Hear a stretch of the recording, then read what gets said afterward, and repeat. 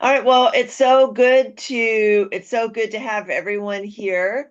My name is Lynn Lucas. I am with the early childhood team at Children at Risk, here with Kim Coffrin, who is the executive director of early childhood education at Children at Risk. And we're happy to be hosted by Easter Seals. Thank you for being here, Patty Roseland. Well, and thank you both for being here and for our attendees to take time, right, to join and give South Texas a voice. So appreciate this you joining the session, and I'll look Yeah. forward to learning with you. All right. Well, thank you so much. And we're excited to share some information through this April 2026 Texas tour. We always do have some new information to share, and so we look forward to talking with you about that. Our mission at Children at Risk is to serve as a catalyst for change to improve the quality of life for children. We do that through strategic research, public policy analysis, education, collaboration, and advocacy. And we appreciate all the work that you do in your communities toward those efforts as well. This is the rest of our Children at Risk early education team. They work both in front of and behind the scenes, but of course, we couldn't do it without all of them and without all of you. If you're not already a part of the Prenatal to 3 network, we encourage you to grab this QR code. You can also find us on the PN3 website. And we have quarterly meetings. This year, we're focusing on sunset recommendations, interim charges, and prepping for the 90th legislative session. So we're doing some policy work there. We'd love to have you join us. And there's also a bi-monthly newsletter that comes out that has a little bit different information than some of our other newsletters. So, by the way, we will be sending out, along with the follow-up email, the slide deck. And so if there's anything in the presentation today that you're like, oh, I didn't get to grab that, or wanted a copy of that QR code, no worries, you will be getting that. So our time with you today is split into 3 sessions. I'll talk about the quality section. Kim will talk about the access section, which talks about the deserts, the childcare deserts, and then also we'll escort you through the policy section. We love engagement. You are welcome to come off mute or put something in the chat during any time of our time together. Do note that we will have at the end of each section, we will pull up a Zoom poll and ask that you participate in that as well. So we'll dig in. Let's talk about quality. We Texas, through the Texas Rising Star, focuses on quality for all programs, all child care programs that accept subsidy. And so through that effort, there are some quality dollars that are specifically set aside for this work, and your local workforce board makes decisions on how to spend those funds. This looks at what did your community do in 2023 board calendar year, and then again in 2024 board calendar year, which ended in September of 2025. It's interesting to see any decisions that maybe would have been made or any changes, because it was during the 2024 year that participation in Texas Rising Star became mandatory for anyone who accepts subsidy. And it is interesting when we look at yours, because unlike some of the others, there's not a big, huge jump in the way that those funds were used from 23 to 24. And so, maybe that was, wow, your community said this is the right way to use these funds. Let's do this. Get it messed up in this one. Like, in this same way, with a few little adjustments. So we'll have a chance to dig in here, and you'll also have a chance to see, well, what did other workforce boards do? I think the most interesting thing here is the Texas Rising Star, because 90%, so that means 90% of the quality funds that you had in your community was spent in that Texas Rising Star bucket. We'll dig into that and see what the detail is in that bucket in a moment. And that again in 24, the same amount was spent in that bucket. That's a little bit different from other communities. We did see overall in general, there was a shift from most of the investment being in Texas Rising Star to some of the other areas. And that really depended board to board, although we did notice that a lot was spent in the other category, which you'll see right now. This looks at how the LGV, our LRGV, spent money in 2024 right alongside the state. And so RGV is in red and the state is in gray. And so there you can really see the difference. And so, for example, if we look at Texas Rising Star, the average state across the state spent 42% of their quality dollars in TRS, and you all spent 90. And then again, over here in the other category that I was just mentioning, we saw a big increase here, and 35% of funds averaged out across Texas were spent in this other category. Now, I do want to note that on some of these, in order to show up on this graph, your workforce board, your community would have had to have spent at least 1%. If it's not at least 1%, it doesn't happen to show up here. It might show up in some other places. So just kind of hang on to that idea. We can also see that next to that y'all spent more in the infant toddler category. No, I mean, sorry, less in the infant category than statewide. We see a similar trend in the professional development and the other categories because you really did invest a lot in that Texas Rising Star category. Here we're able to look at the same categorical, that same level of categories, and also look at the other workforce board areas and see how they spent funds. The icons are all coded here up at the top, so you can see the star is Texas Rising Star supports. You can see the professional development and icon, infant toddlers, health and safety, evaluation assessment, other, and national accreditation. And all of the workforce boards are right here at the bottom, with Lower Rio Grande being in red. Some workforce boards spread that funding along more categories and some less. And so you can just kind of see who did what. This doesn't tell you how much was spent, but it does tell you that funds were specifically spent in those category areas. Here we can look at that TRS supports detail.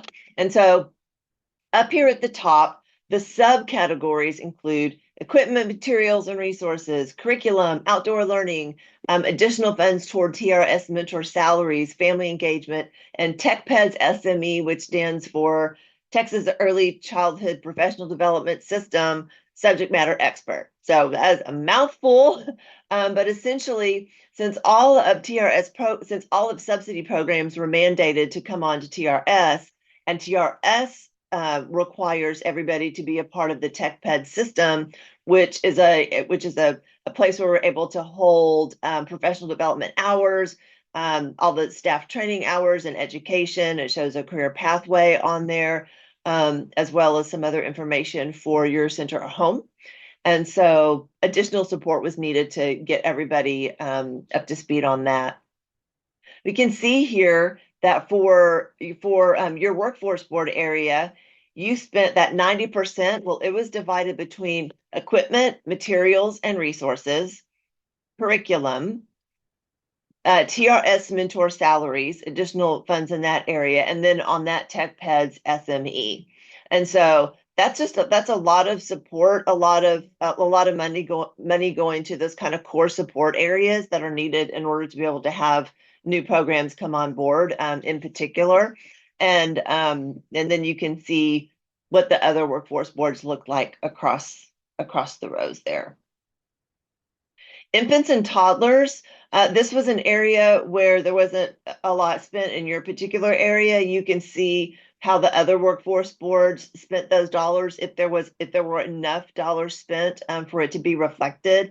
But the options included infant toddler specific curriculum materials, professional development, outdoor, which is usually equipment for infants and toddlers, expansion grants to serve more or add classrooms, the infant toddler specialist network, or evaluation and assessment.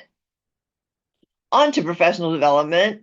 There are many ways to invest in professional development, as you can see from up top. training conferences, CDA support, TRS orientation, college scholarships, apprenticeships, and your local workforce board, y'all focused on trainings and conferences and CDA support.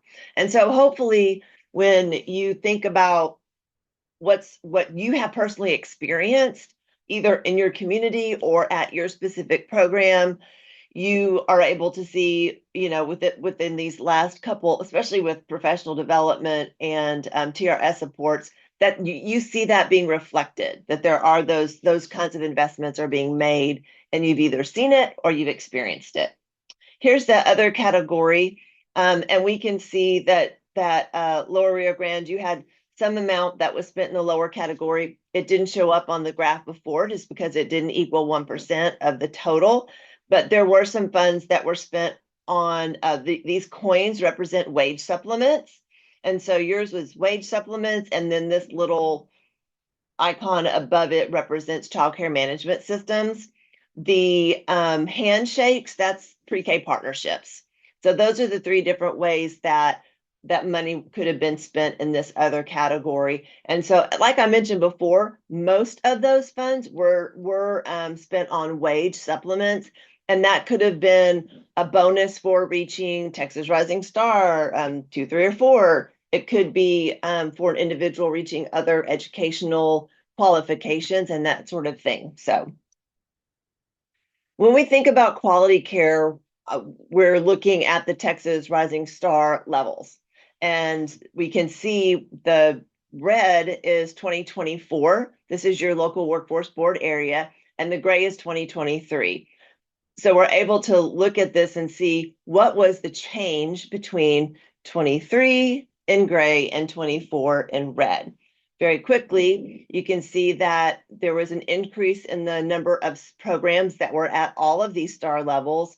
And when you had new programs come on to TRS, it looks like they either came, for the most part, they came right in at Texas Rising Star 3 or 4. So congratulations, that's good news for you. The biggest growth area was in Texas Rising Star 4. Also, congratulations. It's great for that to be reflected there. And conversations that you want to be having now are, what are the goals? Community-wide, program-wide, what are the goals for the next year? Is it to maintain the star level that you're at? Is it to increase those star levels? Is it to onboard new programs into Texas Rising Star? Is it all the above? It's important to have those conversations, and this gives you a snapshot of where you are before.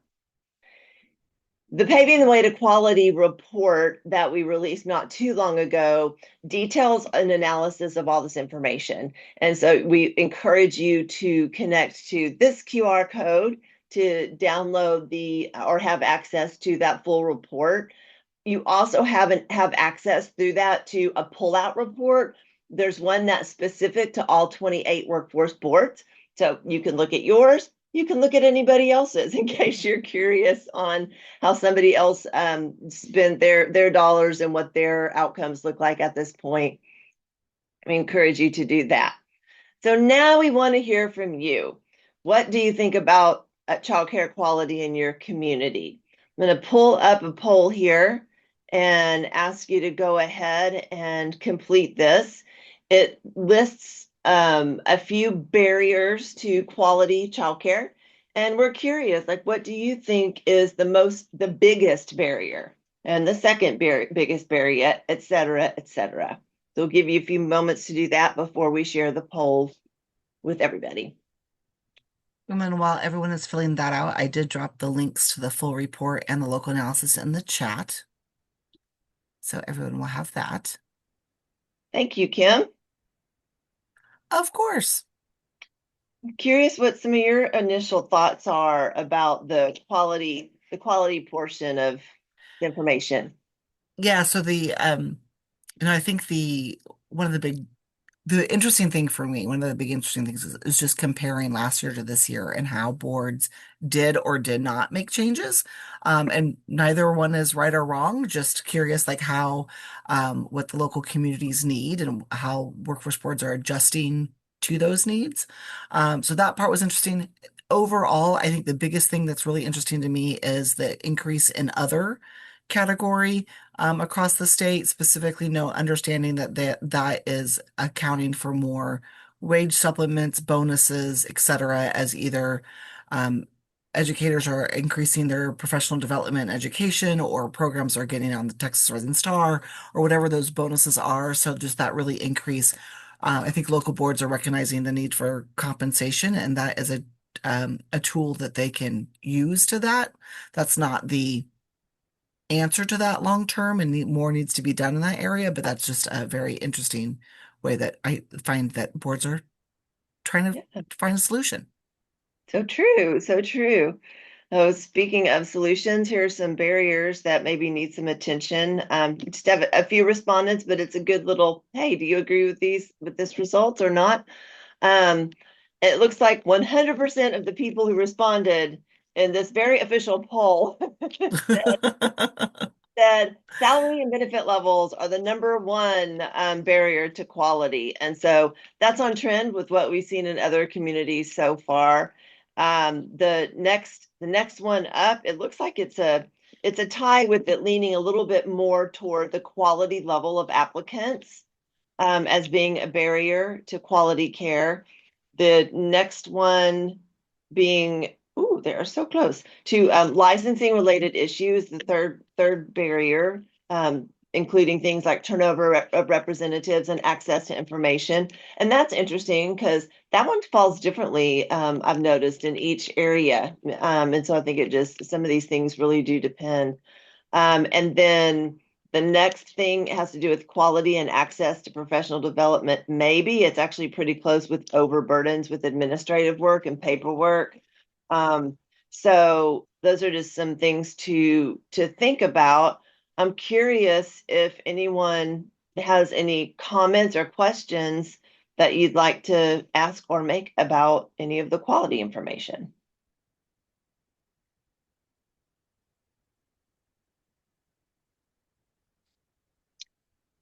Okay, well then I will pass it over to Kim Coffrin.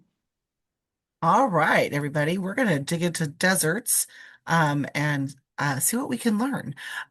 So we have been tracking childcare deserts for, oh, Lynn, do I see share screen?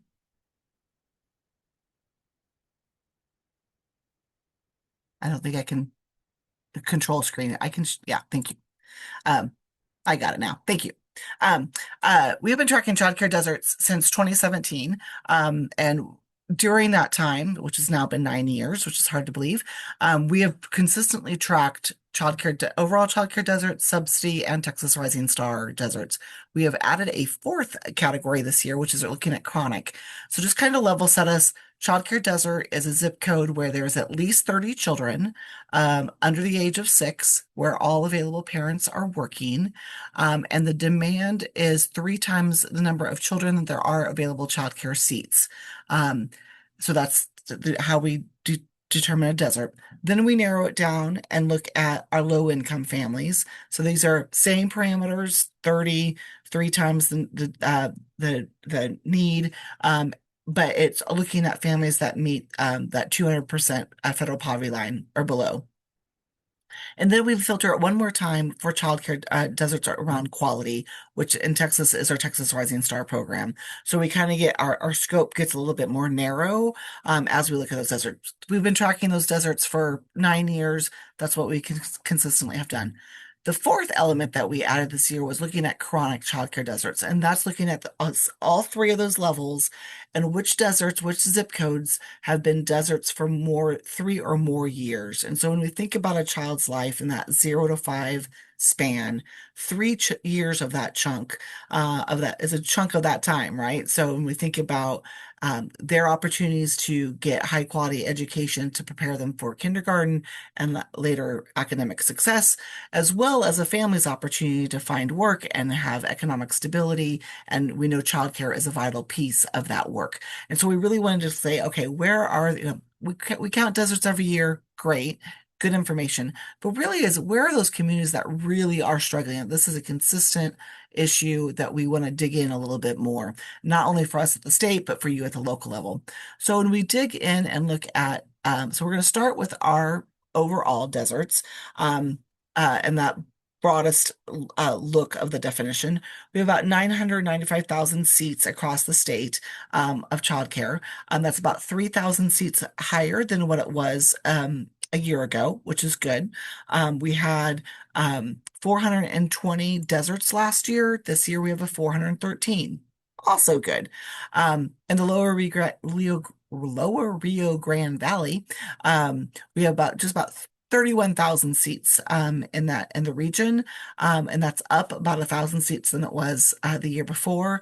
And our deserts are now we have 10 childcare deserts, which is actually a decrease in deserts by about 3 zip codes. So relatively good news when we look at the overall picture. However, when we drill down to the subsidy level, we are looking at a smaller group. Obviously, because we have not all programs serve low income families, and we don't have the funds to provide scholarships. So across the state, we're at 148,000 and some change for seats, and we have 884 deserts across the state. When we look at Rio Grande Valley, our seats went down by about 500 seats from last year. So you're sitting at 10,700. And you have 19 zip codes that are deserts this year. So when we looked at those numbers, we really wanted to dig into like what's going on with those numbers and why are those reasons. And we really found a couple different reasons why those numbers affect each other. One, we can see zip codes where weren't a desert last year because they didn't have enough children in them. So they didn't meet that 30 number of children of low income working or of under the age of 6 with all parents working. And in the lower Rio Grande Valley, we have 6 new deserts that were deemed, 6 zip codes that were deemed new deserts because they now reach that 30 children of working parents, and they either had 0 or very little childcare to begin with. So that's it's just a new desert in general. Another reason is just demand outpaced capacity. So in some regions, in some zip codes, the supply grew, but so did the demand, and the demand just grew higher. In fact, only 8% of the new Texas Rising Star seats and 0% of the new subsidy seats were created in a desert. So they were created in areas and zip codes that already have ample supply of childcare. And so it's just a matter of like where that growth is happening in your community and where it's not. And then the third reason I can count, the third reason we're seeing some of these disparities is just loss of programs that have either closed their doors, programs that have decided no longer to take low-income children or subsidy. And so we actually saw in the lower Rio Grande Valley, 6 deserts were due to just supply loss in general. And so all of those factors really factor in when we look at subsidy, as well as when we factor in on our Texas Rising Star standards. And here you can see that the arrows are going in the same direction, which really makes us question, which really leans us into those 3 reasons I just talked about. Because when supply goes up, you think the deserts would go down. And that wasn't necessarily the case when we looked at Texas Rising Star. And a lot of those can be the reasons that we just talked about. When we look at chronic deserts, there we go. So this again is looking at those zip codes that have been a desert for 3 or more years. And so when we look at all 3 areas, the overall, the subsidy, and the Texas Rising Star. So overall, half of your programs are in half of the zip codes are chronic. So 5 out of the 10 zip codes in the lower Rio Grande Valley have been deserts for 3 or more years at the general population. When we look at subsidy or for low income, 11%. So 2 out of the 13 programs have been a chronic. And then for our Texas Rising Star, 4 or 20% of those programs have been a chronic desert. So again, it's just a way to drill down into those zip codes to really learn and understand what's happening in in those zip codes that I don't necessarily know. There may be a very like may look at a zip code and go, oh, yep, that makes sense because of XYZ that I don't necessarily know, but you know because you live in your community. We can then track and look, because we've been tracking the status for since 2017, we have a good longitudinal look about where our seats are going. That top line is all childcare, so all subsidy, or excuse me, all childcare across the state. Um, everybody in.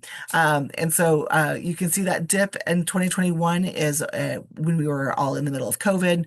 We saw that big bump up in 2022 when we had all the ARPA dollars, and now we kind of come back to reality, and we're sitting at the 87 seats per 100 children, 86 seats this year, and that's right where we were before the pandemic. We were sitting about that level when we look at overall. But our deserts tell us that they are not equally distributed across the state, right? Because they're not, otherwise we wouldn't have deserts. So when we look at low income families, which is that middle line, we can see there's only 26 seats per 100 children of low-income working families. So there's not enough providers and there's not enough funding to really meet the needs of our low-income working families. And that bottom line is our Texas Rising Star, where there's 23 seats. So we can see that our subsidy and our TRS lines are getting closer together as we live into mandatory Texas Rising Star, which is fantastic. But they're still a long way away from where that top line is, where overall for everybody. So we want to close that gap too. The next one really gives us a good picture of where we are across the provider line. So the red line is Lower Rio Grande Valley, and that gray line is statewide. So this tells us how many of our providers that take subsidy that are in the program are on Texas Rising Star. Across the state, we're about 74.4% of providers are on Texas Rising Star, which is fantastic. But Lower Rio Grande Valley, you guys are at 79.4. So congratulations that you're beating the state average by just a skosh. But we'll take it.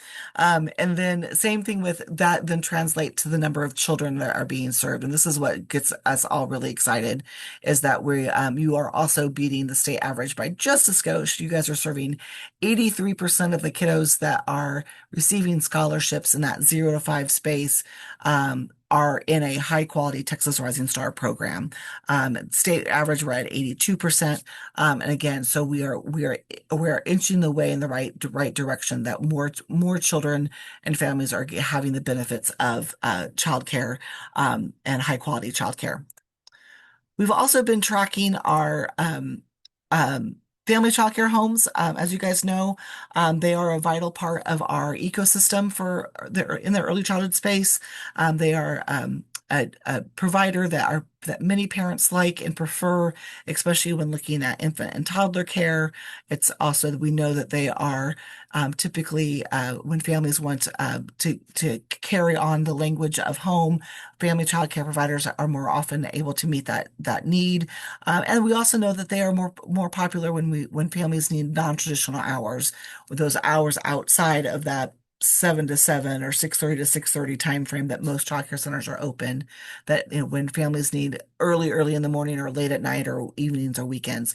And we know that our family childcare still hasn't bounced back from the pandemic. We are still sitting at a 22% decrease of where they were before the pandemic. Even with we did see a little bit of a bump this last year. So we still have a long way to go, and make sure that we're keeping them at front and center of our conversations. And then so overall, and I'm going to show you the map here in a second.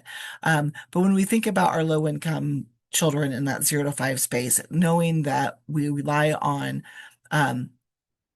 mainly the federal government to give us the funds to serve those children. We did get $100 million from state legislator last year, which is fantastic.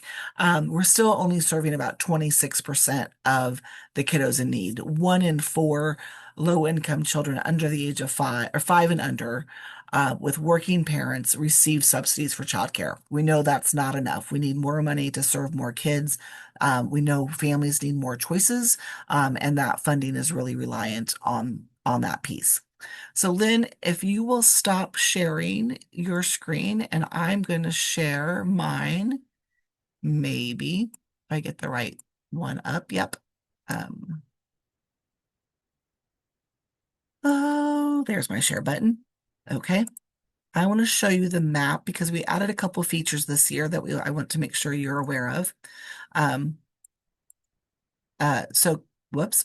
So when you go on the Children's at-risk website, you'll go to research and go to desert maps. You'll find yourself here, and then you'll click on view map.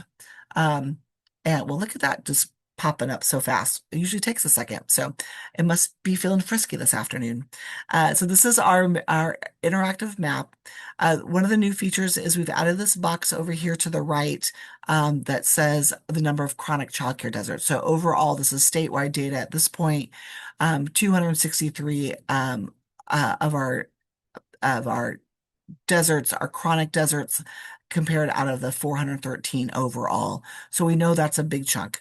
We also, on the map, you can see that these deserts are outlined in a dark outline that indicates a chronic desert on the map as a visual.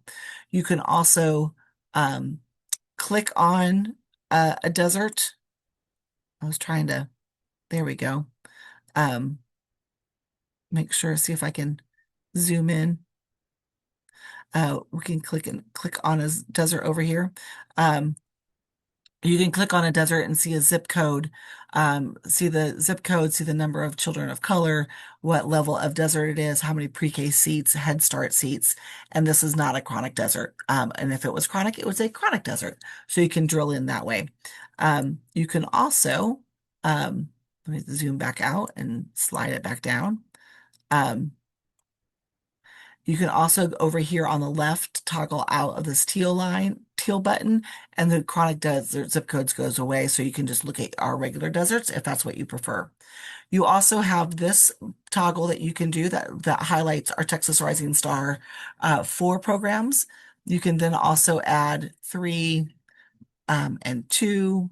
You can delete all of those and just look at NACE accreditation and find those.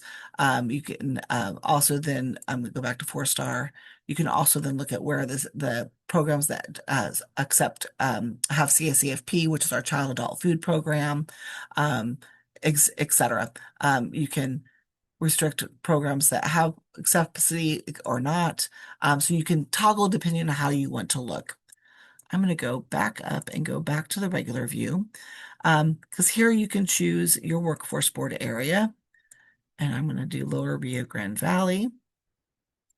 And then you can see this is your area that is your workforce board. All these numbers in the red box change directly to relate to what your workforce board area is. You can also do county, you can do zip code. You've got Texas Senate and House districts.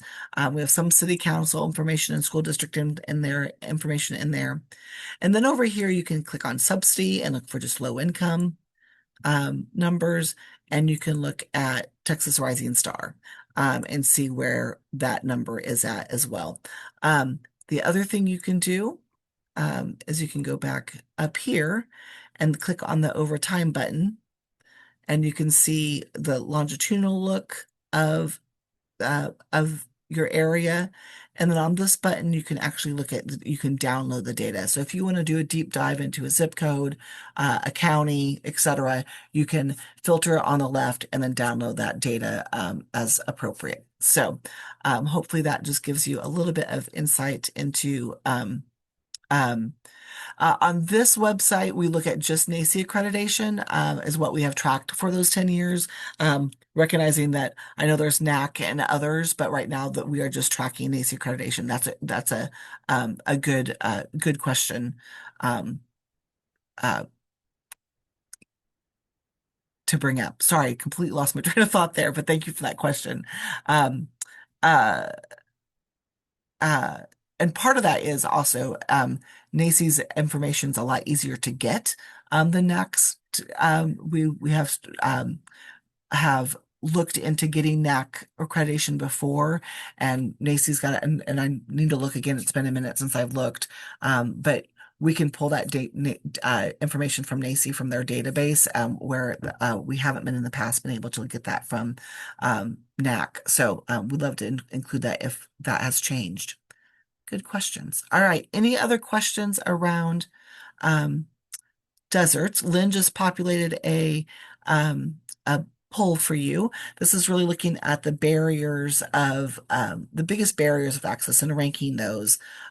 Location, cost of families, cost of doing business, not enough staff.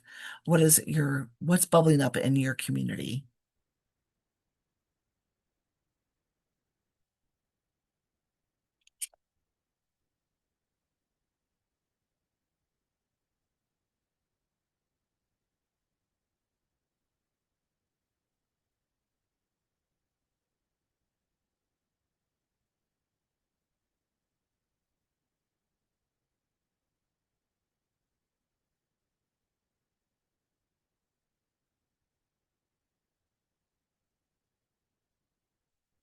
All right, I think they stopped entering. Lynn, so you want to go ahead and share?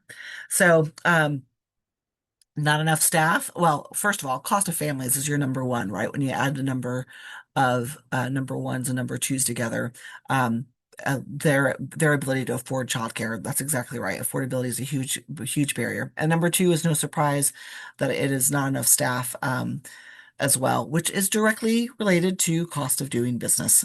So we know that our childcare providers, that's the number one expense for us as childcare providers, and so we want to make sure that yeah, that is definitely makes sense. And then of course, locations always also can be a barrier. Great. Any other questions on the deserts? I have a question. I did Yes, notice ma'am. that in the ages of children that you're accounting says 0 to 5, but I don't Hmm. know. But here in this area, children are starting school at 3. So usually, what Yeah, you see in daycare operations or Head Starts are going to be children from 0 to 2 years old, mainly, or children that are barely turning 3. So that might affect also the numbers. yeah, and the that's actually one of the reasons in those on the maps when I clicked on when you click on the zip code, it populates number of kids in pre-K and in Head Start. And so that's where we're trying to just kind of watch that and track that. That's we're seeing that across the state, Laura. More and more public schools are offering pre-K in threes and fours. So just trying to um account for that and track that as we build the systems. You are right on in that issue. And you know what else? Because I am charged with the exemptions. There are a lot of programs like Niños Head Start programs that are going into the school, but instead of being them the ones providing the program, the school is in charge of the programs. They're just like providing the program to the school, and then the school is providing the program to the children. So that's Yeah, why you might be also losing those operations because those programs are just being taken by the school. yeah. Yeah. Something we're definitely seeing. Go ahead, Lynn. Well, I was just thinking that that's an additional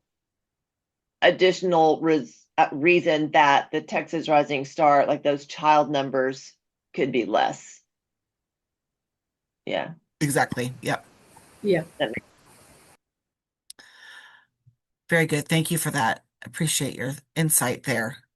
Again, like Lynn and I get excited about this data um, at the statewide level, but I get more excited when communities use it and can really understand like, okay, that school district did that and that community, that's what's happening, and I can understand all the pieces that go into it. Okay, let's turn over to our advocacy lens for the last section of our time together. We are in what we call our interim year when the Texas legislature is not in session, but that doesn't mean things aren't happening. Things are happening sometimes at a rapid pace. So I want to kind of share with you what's going on. To kind of level set us. Um, there we go. 47% of our 47% of all of our zip codes are childcare deserts for low income families. So that's almost half of the state. That's a big chunk. We also know that childcare is expensive. You guys raised that up in the survey, that in the little poll, that childcare is expensive for families, and so how can we make that more affordable to families? And knowing that they should be spending roughly more, around 7% of their income um, uh, versus the 10 to 50% of the income that they're currently spending. Um, and then we also know that early child educators we can't make childcare more affordable on the backs of our educators. They are already 6 times more likely to live in poverty than our elementary or middle school teachers, and 43% of our educator households participate in one or more of public safety net program already. So how do we really think about setting up that whole system? And speaking of the whole system, you guys have seen my tricycle before. I have been using this for a year or two now, to really kind of understand the complexity of our system. That when we think about our advocacy and we think about our changes to the system, we got to think about the whole system. Like we always say, think about the whole child. So that first wheel on the back is brick and mortar. That's what our childcare deserts do. They look at brick and mortar. Where are the seats? Where are the children? And and what's that ratio? How are they living together? But we know that we can have all the beautiful buildings in the world. If we don't have educators, those buildings aren't going to do us any good. And so that front wheel is really our educators. What are we doing to support their compensation? What are we doing to support their education? How are we building the pipeline so that way, as um, we retire or make career changes, there's people coming in behind us to take care of those children. And that third wheel is affordability. If those two things are out of whack or in sync, whichever way you want to say, and it's too expensive for families aren't going to choose us. They're not going to choose childcare. So but we also know we got to pay our bills. So how do we make sure that that affordability piece is part of the conversation for all families, as they are in these first 5 years of their child's life?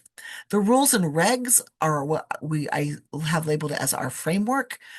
We have rules and regs from childcare licensing. We have rules and regs from um, uh, Texas Rising Star and TWC. We have rules and regs from CACFP.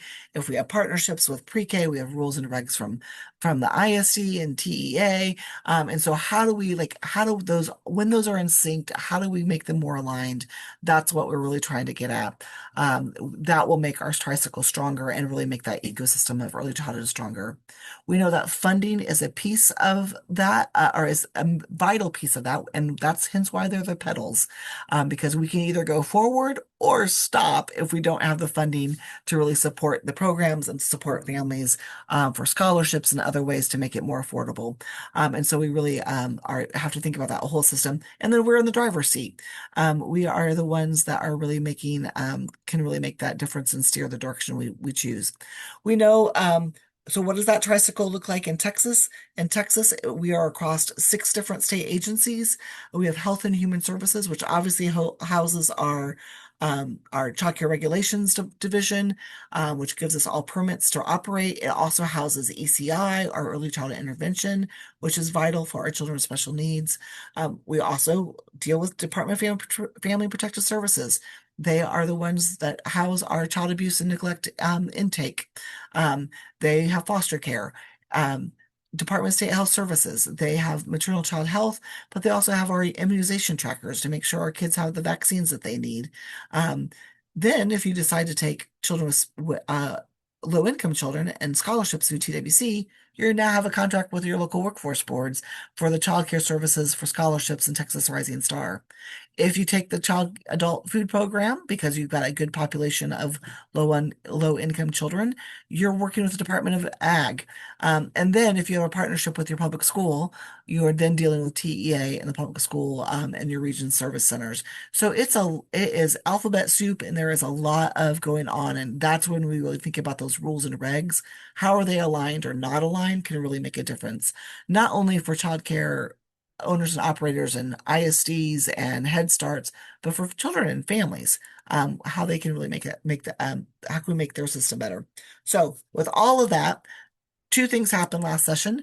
House Bill 117 and HB 4903 were both passed. House Bill 117 sets up the governor's task force and on the governance of early childhood education and care. I'm really thinking about how do we streamline those programs together. And then House Bill 4903 is really looking at the regs specifically. Where are there duplications? Where is there misalignment? Where is it a lack of training, or is it written incorrectly or differently? So where, like, that's getting into the nitty-gritty of those details. So those things have all both been created, as well as we have our Sunset Review Commission. This is a standing Texas state agency. Their job is to review all state agencies, and they do it on a rotating basis. There are 4 agencies that are up for review this year: Department of Family and Protective Services, Health and Human Services, Department of State Health Services, and Texas Workforce Commission. So I'm not sure why they just didn't throw TEA in there as well, but so maybe it's too much. But we've got all these 3 things happening during the interim that individually can make big changes, but together could really make some big changes across our program and to really serve children and families better. Here's a breakdown of those entities and all the different departments that they are reaching and connecting with. And in that light, we really took last fall to really dig deep and try to really understand what was communities telling us. What were they saying that what needed to be changed. And so we did 2 things. We did our survey where 1,300 child care providers and parents responded, representing all 28 local workforce boards. So thank you for those that took the survey or got it out to your community for them to take it. We're super excited about those results. And then we also did our Texas tour, the in-person tour that we did, and really got feedback from you all. And so we took all of that information and combined it into recommendations as we kind of approach these 3 big things that are happening right now. This is a breakdown of our community voices. 90% of our survey were child care providers, 2% were after school providers, 2% were parents, and 6% were other stakeholders in the community.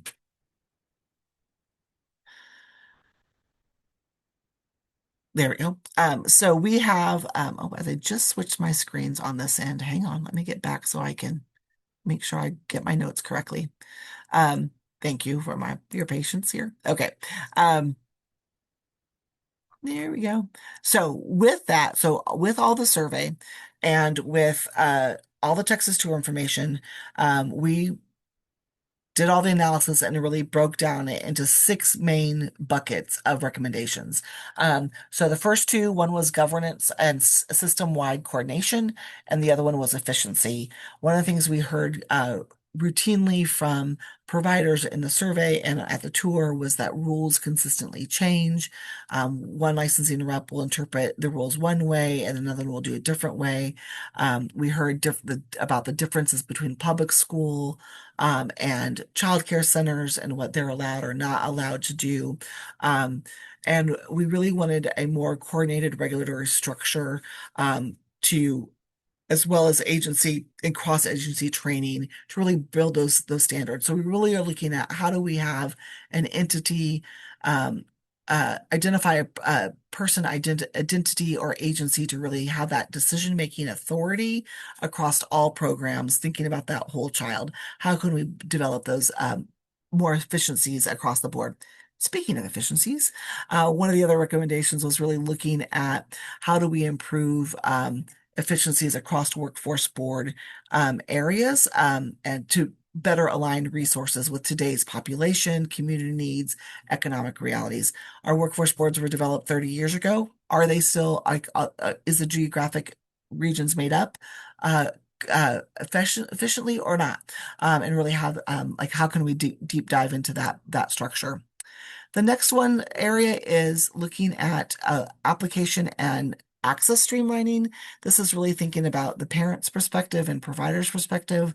They describe not only the challenges related to access and maintaining services for both the providers, but as well as their families. Um, we heard a lot about eligibility processes. Some things are deemed on a family's income as of April 1st. Some of them are September 1st. Some are around federal poverty lines. Some of them use state minimum income. How can we streamline that eligibility to make it easier for families and for providers? Um, uh, as well as one of the quotes we heard was make information more readily available and clear as to who it serves and the services they provide. So how can we develop a single point of entry integrated system application process and share eligibility for families as well as providers across the state? The next area was really around regulatory and implementation alignment. Again, this is looking at those uh, regulations between Health and Human Services and TWC. Where is there excess paperwork? Where can we have less duplication of services and duplication of forms? Inspectors who interpret the rules differently, and how do we create a more supportive versus punitive and inconsistent ruling that we currently are in. So how do we really create some more streamlining of that processes, especially when it comes to what's written and then also how is it interpreted and what's the training around that for providers. The last two, come on. Oh, I'm clicking the wrong button. That would be helpful. There we go. Is around accountability, contracting, accountability, and performance measurement, performance management, and then access for children with disabilities. So contract and uh, accountability and performance management really is how do we improve the oversight of contracted services to ensure quality performance. We heard a lot, no surprise, about the bumpy road of implementation Texas 3C has been this last year and a half. And how do we really, if providers are held accountable, how are we also holding workforce board vendors and state agencies also accountable to make sure that those systems work and effectively and across the line. And then really access for children with disabilities is one that we heard loud and strong, especially in Texas Tour and have had for several years now about the rising of children with challenging behaviors, the wait times to get a child diagnosed, the transition from ECI to public school, all the various issues that come with that. And so how do we really increase that opportunities for children with learning disabilities or developmental delays? With that, there was a bill that was passed last session, House Bill 2310, that really instructed TEA, Health and Human Services, and the Workforce Commission to really come up with a strategic plan to improve those learning opportunities. They have a survey out. Hopefully, Patty has shared this with you wide and far already. So this is just my extra push to take the survey, please. It's only open till next end of next week. So May 3rd. But really, I think Lynn's going to drop it in the chat. Well, there she did, like magic. So please take a few minutes and share your thoughts about how we can really make that system better for children and families, and support them in that need. So, and really support the state to develop a good strategic plan that is can really help make provide some direction. So with that, there is one more slide. Well, Lynn's going to drop it in the chat. The slide was, we have a poll for you. There it is. So just really want to take a few moments to think about what are your thoughts, questions that rise up as we kind of go through the recommendations or all these opportunities during the interim that you want to raise up, if any.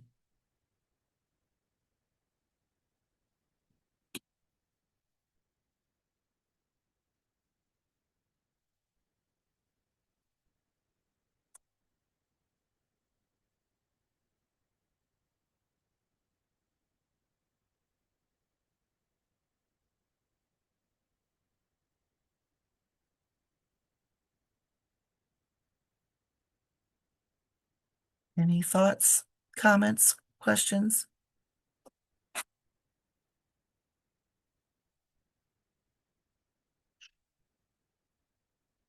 Oh, Lynn's making me sign in again. Can you share?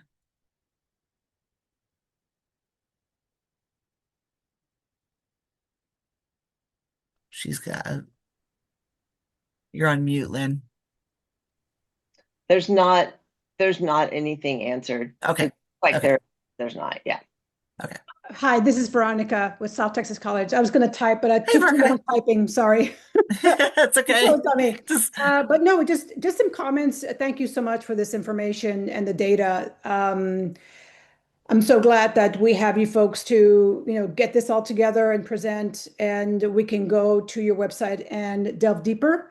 Um, these are conversations we've had before, and I think we need to follow up not only with I have for Workforce Solutions, I have some questions now about their priorities and how they come across getting those priorities where other areas, offer more or a different approach. For us, this is perfect timing because we can utilize your data for our grant writing. The C Campus grant, Childcare Access Means Parents in mm-hmm. School, is coming out now. We're currently writing for it to do at the end of May, and they're asking these questions. Where are the deserts? What do parents need? Student parents. For us, it would be Mm-hmm. focusing on student parents. So really appreciate what the work you've done. And we may follow up with some phone calls as well to clarify some things. Sure. To focus in on this area for our student parents at South Texas College. But a lot of it also is you confirm what we know as faculty. We go out to the childcare programs. We talk with student parents, parents in general, directors. We host conferences at our facilities, and we hear all this, and it is confirmation. And the struggle, both from parents and from the center side, providing the services as best they can and trying to get families, enrolled, and the struggle they suffer. But I mentioned it's been brought up before because I know the county judge has brought this up because he was concerned with the number of juvenile delinquents. That's it. Mm. What he was coming from. Why are there so many kids in juvenile delinquency, in jail? Where does it start and what can we do about it? And he swung around to childcare. What are we doing for Mm-hmm. these young families, these young children, to make sure they're starting off correctly, they're starting off good? Realizing Mm-hmm. that many of the parents work in these two counties and there are deserts. So he's kind of aware of this. And I'd like to follow up with his office on your information and see where we can kind of bring it back around to see what can we do? What advocacy can we do on behalf of our families here in South Texas? Um, childcare is a business, Yep. but parents need it. They Mm-hmm. need childcare, so it's a hard balance, but we need to Yeah. address it on both sides. We're Yep. not tax-based. No, childcare is not tax-based. It gets everything from tuition and fees, but parents need help, and their salaries can't cover all their expenditures, and this is where hopefully some support can come in with a resource from the state or the federal government. And just a confirmation again, the comments made about, TEA or childcare and bringing them together, have a conversation because, a 3-year-old in the public school is treated very differently than a 3-year-old in childcare, not only from that Mm-hmm. side, but the regulatory side. Mm-hmm. So it's a huge conversation to continue having to understand both angles. But thank you Yeah. again for sharing this information. Well, thank you, Veronica, for your feedback and comments. And yes, feel free to reach out if you get dig in and like have questions, especially around the parent. We do a lot of work around opportunity youth, kiddos that are in that 16 to 24-year-olds who have dropped out of school and work. And how do we support them? And a good chunk of them need childcare. And so how do we get them back? We're, losing them in the workforce as well. So yeah, I'm glad to hear that the county judge is talking about it. So feel free to let us know how we can help in any way with data or support in those conversations. And I think the conversation around the public school and childcare, right, is um, um, so often we find that ISDs are just are trying to solve a problem without really asking what the community is doing or what the supports in the community are. So they're just going in and we're just going to offer pre-K and that'll fix it. And not understanding the consequences of what happens to the community when you do that. And like, and so what do the families do at 2:30? What does that means during the summer? What does that do to our infant and toddler care? Because you're taking all the 3 and 4 year olds. Like, not saying that that's not part of the solution, but have a conversation, and how do we bring everybody to the table to have those conversations? So, love the energy and feedback.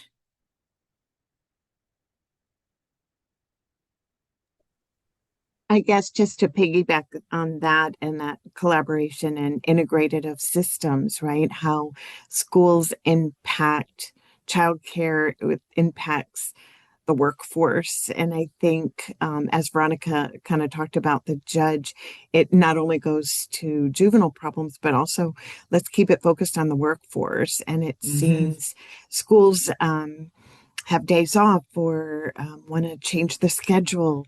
Um, Man, it seems like they do that without, I don't know whether they understand it, but certainly we all in the workforce understand that ripple effect. So that has to be more collaborative as well. Yeah. I don't know if this has hit you guys down there yet, but there's school districts that are going to a Monday through Thursday schedule, um, and across the state, and it's like okay, like, and they're doing it for funding reasons, et cetera, and again, hard decisions have to be made, but do you understand the ripple effect to then working families? What do you do on Fridays? Like, so, That's um, uh, exactly what I'm talking about in those conversations. I'm like, oh my gosh, it's not an island, the ripple effect right, of the workforce, right, exactly. Exactly. Yeah, no, So, I uh, can, Patty, I do agree as well. I think the business side has yet to understand, sympathize, empathize with families. They don't have Mhm. to. Right. It's 8 to 5, be here, or we'll find somebody else. And I do struggle with, yeah, when they're off on Fridays or school gets out at 3:30, 2:30, what do families do? If the mhm. employer won't let them out to go pick up their child, then it's childcare and can they afford it? So yeah, there's still a bigger picture, bigger conversation to have to understand both sides. That when they make a decision on one side, it impacts the other side. Exactly. Exactly. Very good. Well, thank you so much for the conversation. Thank you so much for um so the yes, so the wait list. That is a good question. Um Mhm. the with the transition to Texas 3C, the wait list has been a bit of a mystery. And so that when you go to TWC's website, we used to be able to track the numbers, and that's not been updated yet with the new system. So we are um um kind of flying blind at the moment, but TWC knows that, and they're supposed to be working on a fix to that, as well as then being able to bring in averages of wait times. So we'll see, but that's the information we don't have yet. But yes, we are advocating for that information as well as keeping an eye out for it. So we will keep you posted as we know. But yes, when wait lists are a year and a half long, what are families doing, right? So, and Can I ask another question on that sure, related 100%, to that? Patty. What about the priority for childcare providers getting priority? Is that in effect yet? It is in effect. So that went into effect. Oh gosh, I'm gonna get my dates wrong. I want last But fall, I it's in think, effect. but it's in effect. Yeah. And Um, because just an anecdotal, I tried to hire a teacher and she couldn't be hired yet. Because it would delay her childcare subsidy. And here she is, I want to hire her as a childcare teacher, but she needs the subsidy for her children. She had to wait. I mean, what's up with that? yeah, yeah, yeah. Yeah, it should be in effect. So yes, be a squeaky wheel. So, Yeah, oh, yep. and Veronica, I'm so glad you talked about using this data to talk to workforce boards, and that's exactly what we want. That, like, especially the quality dollars. Like, there's not a right or wrong there. It's just a matter of what does the community need, and how are they taking community input, and how do you spend those quality dollars? They've got choices, right? So, if where they're spending them is where they're needed, great. But we've heard from providers for years saying, I don't need another box from Lakeshore. love Lakeshore, don't need another box from Lakeshore. I need X. And so how is that workforce board responding to using those quality dollars in different ways? So exactly. So. All right, y'all. Thank you so much for being here today. Appreciate you. Appreciate the conversation. Like Lynn said at the beginning, we'll send out a follow-up email with the deck, all the links, and a video, link to the video of the recording.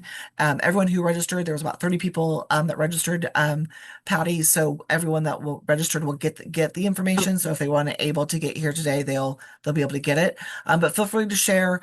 And holler if you have questions. We're here to help. So appreciate you all. Thank you so much. Thanks, You're friends. welcome. Okay. Bye, friends. Bye. Thank you. Bye.